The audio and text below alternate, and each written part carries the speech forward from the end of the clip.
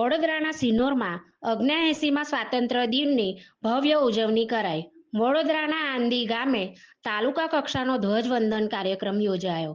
સિનોર મામલતદાર એમ.જે. વારિયાના હસ્તે ધ્વજવંદન કરાયું।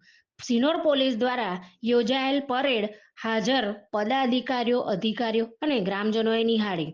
વિવિધ ક્ષેત્રે શ્રેષ્ઠ કામગીરી કરનાર સરકારી અધિકારીઓ, કર્મચારીઓને પ્રમાણપત્ર આપી સન્માનિત કરાયા। કાર્યક્રમના અંતે મહાનુભાવો, પદાધિકારીઓ, અધિકારીઓના એક વૃક્ષમાં કે નામ હસ્તે વૃક્ષારોપણ કરાયું। રિપોર્ટર નરેન્દ્ર વાણદ, સિનોર સાદલી।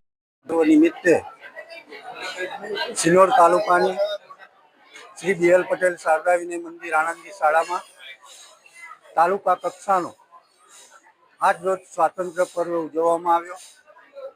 એમાં સિનોર તાલુકા મામલતદાર શ્રી મનોજભાઈ બારિયા સાહેબ દ્વારા ધ્વજવંદન કાર્યક્રમ